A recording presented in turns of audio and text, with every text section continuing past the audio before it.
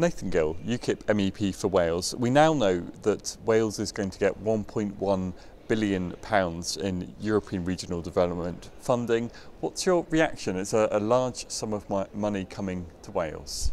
Well, it's a large headline sum of money, but £1.1 billion over 7 years actually isn't really that much money, especially seeing as it's ring fenced. We've got to spend it in areas that we're told where to spend it. We have to match fund it, and at the end of the day, as we keep on saying to people, it's just our money coming back to us. You know, the EU does not raise its own taxes, it's given money from the British taxpayer, and it's just our money coming back. The Welsh Government says it's a boost for the economy, it will create a lot of jobs. They look at the figures for the previous period, the previous 5-year period, where they say 30,000 jobs were created and hundreds of thousands of people, 187,000 people gained qualifications. When you look at those kind of figures, those are surely benefits that Wales is getting from being a member of the European Union, isn't it?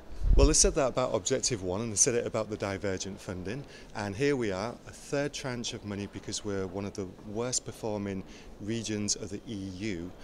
So whether this money is going to be spent well, I very much doubt it, because we have a track record of the Welsh Government not spending it good. And at the end of the day, as we keep on saying, if we want to train people, why don't we do it ourselves using our own money instead of sending such huge amounts of money, £55 million every day, to have some of it creamed off, kept here, wasted, lost through fraud and things like that. Why don't we spend our own money on ourselves straight away on the things that we feel are priorities, instead of letting the EU give us our money back and tell us how to spend it?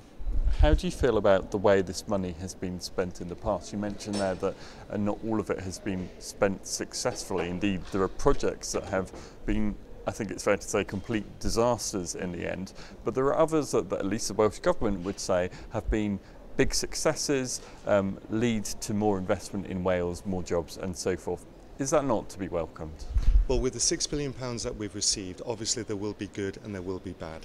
I'm afraid there's probably been more bad than good, but of course we welcome the good use of money.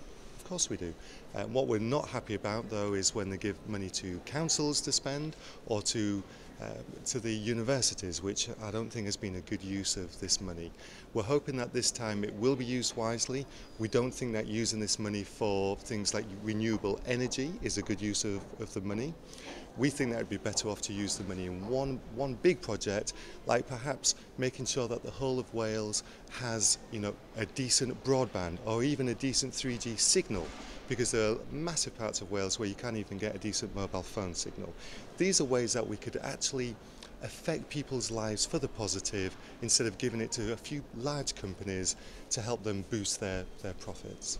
To sum up then, considering that Wales has had, as you said, you know, several tranches of this billion, we're talking about billions of pounds worth of funding, and yet Wales still is one of the poorest performing regions in Europe. What does that say to you about this funding?